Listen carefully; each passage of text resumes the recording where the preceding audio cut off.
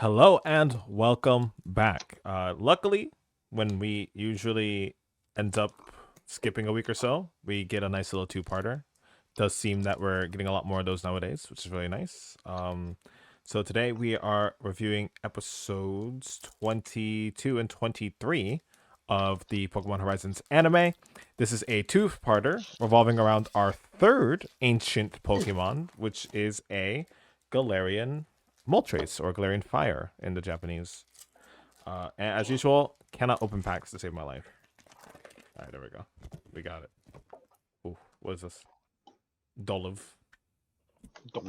And the energy is fire. Perfect.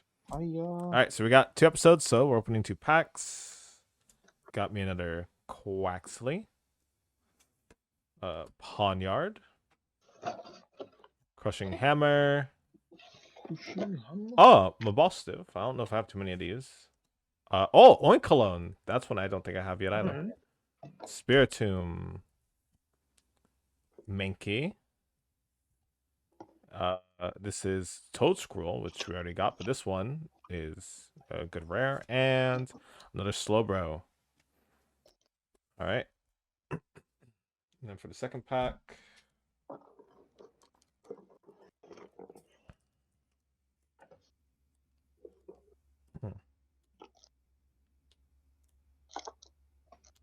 I'm struggling.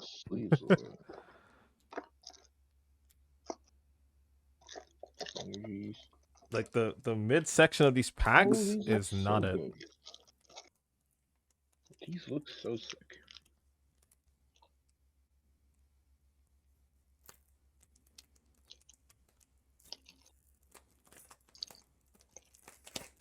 Got it.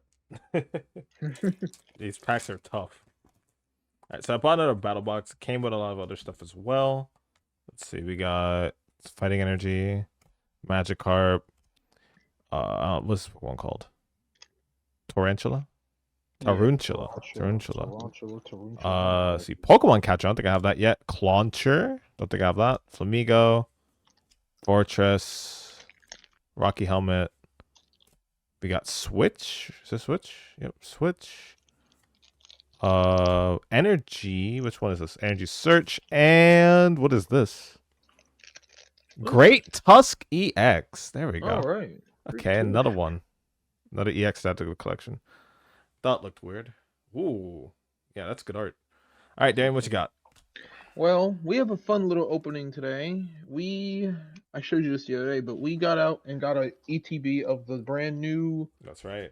151 Kanto set, and the ETB comes with this Snorlax promo. There you got the Pidgey on its stomach. It's a cool looking set. There's, of course, actually rather fitting. Not really, but we got the birds in here for Kanto. Nice. So I'm hoping to get some good Kanto cards. Of course, Zard's popular as always. Mm-hmm. So, oh man, look at the energies in this set. They have like a sparkle. Oh yeah, that looks kind of. That is sick. really nice. Right, it's so just Kanto, right? Yeah, this is the 151. So it's the original 150, including Mew. We got Poliwhirl, kind of like leaning against a wall. Okay. We have Kakuna. That's one of them. 90 my Beedrill. Yeah, true. We have Poliwag. Poliwag. Okay. To join the Poliwhirl. We have a Muck. We have Daisy's help. Not gonna lie, I don't even know who Daisy is. That's probably one of the sisters of our friends. Yeah, that's Gary's sister. We got a Venomoth with some cool nighttime art to it. And okay. The dogs are barking, of course. I'm trying to rearrange some of these cards. Vulpix reverse. That's a nice one. We have a Victory Bell reverse. You can tell the pictures on it. And look at that. Oh, that's a scary Mewtwo right there. Oh my lord. Looks like a person dressed up as Mewtwo. That's a sick holo. That is sick. We're gonna sleeve that. And these are the sleeves, by the way, you get. They have like the I gotta get that. On them. Yeah, there's some cool sleeves. So we'll get really this last one. I'm trying to reorganize some of these cards in my binder here. Alright. That is a badass Mewtwo. And then now this one is going to be. See, that's funny. So this is the psychic energy. says, like I said, it's got the sparkles. The Yep. fire one, I just dropped everything. Oof. Maybe you got a rare card. Maybe I'll have to keep that If one the fire around. one's But yeah, just that fire more one's normal. just a basic normal Yeah, fire energy. Grimer, we got Grimer to go with the muck we just got. Let's go. Always nice. A Weedle to go with the Okay, you just Kakuna need we Beedrill. have. Now I just need Beedrill. We got Zubat flying down a cave. A Goldeen. War Turtle. Ooh, Sunset art. that's a pretty nice one. nice. Hypno. We have a Poliwrath to complete the Poly set already. Very nice. Nice. We have a reverse of the Daisy's help. We have Sad Cubone, of course, and we're ending it with a Hollow Raichu. And I like the colors on it. Oh, yeah. That's a nostalgic one right there. This is a cool ass set. I'm not even gonna lie. That is really nice. How much does this come with?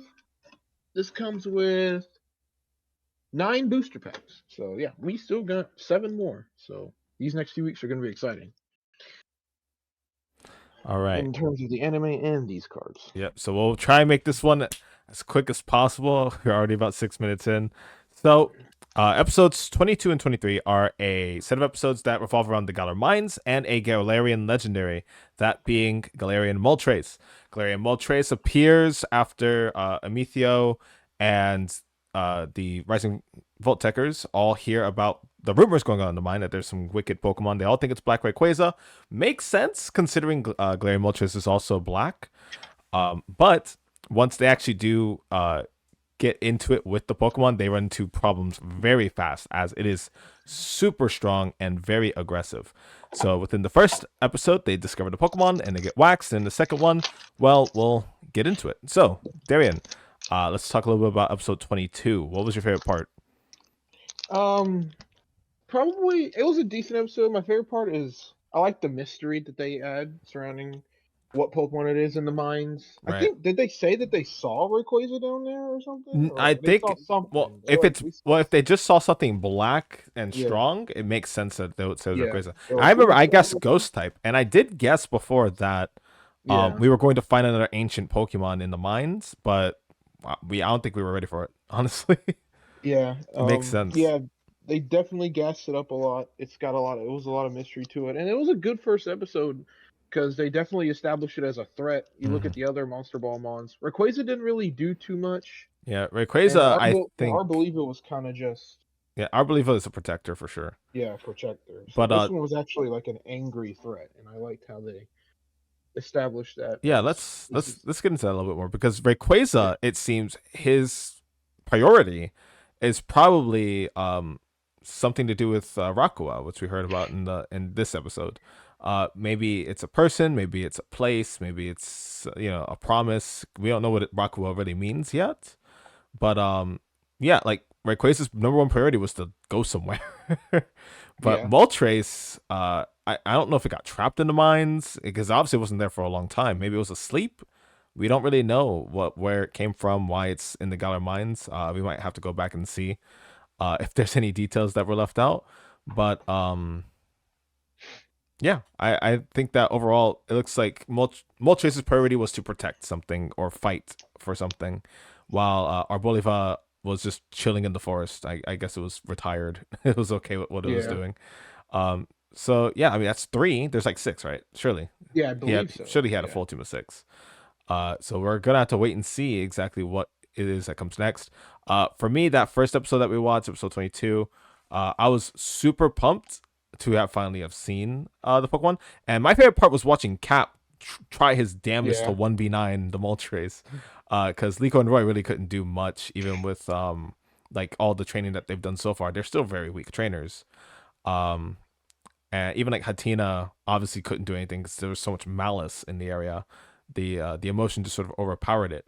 So it was really cool to see Freed fighting Amethio again. We got Amethio finally back. They had a little bit of a fight, and his sidekicks were easily dealt with by Moltres, so there really wasn't much of them, sadly. And then we also had Cap absolutely just chucking that Golduck with that Thunder Punch. That was a really good moment too.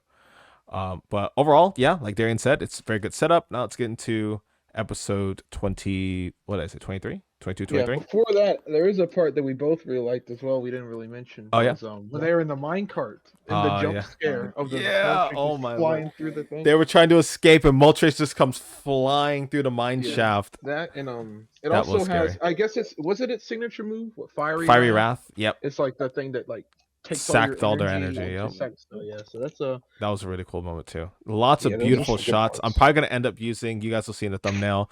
Probably gonna use the conclusion shot over Moltres showing up. But maybe I'll change my mind. We'll see. So yeah, episode 24. Liko and Roy arrive at the Pokemon Center. Sorry, 23. They arrive at the Pokemon Center. They get their starters healed up, and Freed comes in right behind them with Charizard. Darian and I were honestly thinking that Freed was trapped in there with Amethio, but it looks like both he and Amethio got out safe, unscathed. Makes sense. And then from there, they think, hey, how do we go back in this mine and take care of this thing? So just like we've been praising, they come up with a great strategy, which we'll get into. And eventually, Liko's newfound respect for herself as a trainer comes in full circle here, as she's the main factor that really seals the deal with this. With her being the carrier of the pendant of Terapagos, it makes perfect sense that her character would align more with the actual pathos of the Pokemon, more so than Roy seeking out a particular adventure with the ball that he's had his whole life, which was specifically the Rayquaza. So let's get into it, Darren. What was your favorite part about episode 23? I like the stuff towards the end. I do like Liko's realization about being much more compassionate. That's her line as a trainer. So definitely, she's gonna be one that kind of like subdues maybe a lot of the threats going forward. I did like I said, the strategy they came up with. They saw it. What was it? They were going after food. Yeah, and Right. little Yeah, Fuecoco Hogator was and Kaiden were stopping fighting it. over a berry, and then Speak just sort of just like pats him down and spreads the scent. And it's great because they've used multiple times now what the Pokemon's unique characteristics are, and they've used that in effect, and that's obviously a very, very crucial part of being a trainer, especially in the anime. It makes perfect sense that they would draw on their Pokemon's strengths whenever they could. Um, and yeah, I think that they did a really good job of actually trying their best in multiple different ways to apply Sprigatito's sort of sweet scent in order to sort of try and calm down Moltres, and that being their win condition, because they were easily being overpowered even with all of them together. I think it was definitely a nice touch. I also really liked the fact that Terapagos summons once again Lucius, the ancient trainer. We don't really know in what capacity that illusion takes place, but we got to just hear him do random exposition drops talking about Rockwell, like I said earlier. And I'm pretty excited to see what that means. Next episode, we are definitely going to be hearing a little bit more lore if we're lucky, because we're going to finally be meeting Liko's grandma. And I mean, ancient probably predates her grandma, right? Yeah, definitely. Yeah, so we'll have to see. So we'll have to see what goes on there. Yeah, exactly. I also enjoyed Fuecoco getting some time to shine alongside Charizard. Yeah, they got to do a team flamethrower. That was also really sick. And I like how you pointed out, it's like, hey, oh yeah, that's right. Roy has another Pokemon. Kaiden and Charizard also work together, and they sort of create a little bit of a gale. Freed goes into the science behind it. There's no ventilation in there, so it's all just gonna rise up towards Moltres, and eventually the sweet scent does catch it, and they're able to subdue it. And then easily the best part is that Liko ends up winning Moltres over a little bit there in the end as well. With Arboliva coming out the ball to protect her, and that helps Moltres realize, hey, these guys might be on my side. And then Terapagos comes out. And the other thing we didn't mention, right? What do you think about the conversation that Terapagos had with Moltres that we weren't really privy to? Yeah, it's interesting. It definitely seems like that is the key main. I don't really know what to say. There's just so much. There's so little known about it. Yeah. I guess it's just there. It's gonna be the main thing that surrounds the rest of the.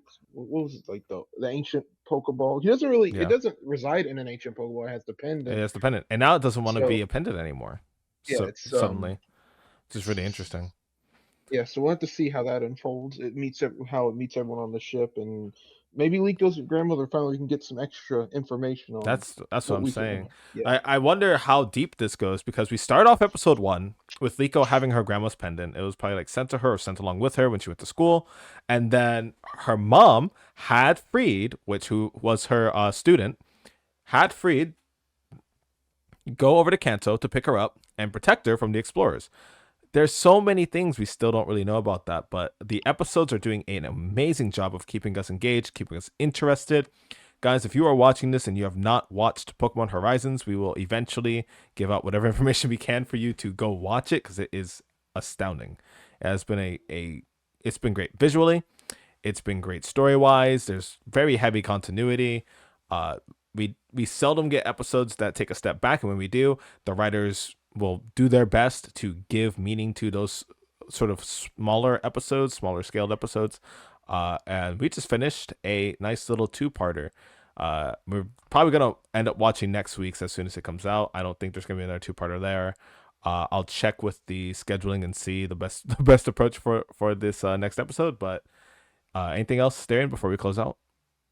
That's about it. I'm excited to see what Liko's grandmother has to say about it. And like you said, I really like what they're doing with the so-called, even like you said, the filler episodes. Like you think back to maybe the one where Murdoch and his Yeah. bud from the bakery. You can just see that as something so simple, but they'll still always try and get some good stuff in there. And I'm also curious. I don't even remember his name. I'm waiting to see the other explorer one, who with the Behem. Yeah, What that he's guy. going up to now, because we got introduced to his people, the rest of the explorers. Yeah, we'll see which so one of them comes up next. But yeah, Meteo's been rogue ever since his first defeat, and we're just going to wait and see where the rest of them sort of come in. And now that Meteo knows something, I wonder if one of his teammates are going to come in and try and figure out what he knows. Like, hey, you've been gone for a while. Surely you're up to something. And Meteo's like, nah, we're just being lazy. Yeah. He's trying to play it off. So maybe we'll get Amethio having to fight one of the newer explorers that we haven't seen yet. So that there's a lot of angles that they could play to here. And as always, guys, we're really excited. This has been our review. This should be Medali Teracast episode 18. And until next time, we hope you take care. Say bye, Darren. Goodbye.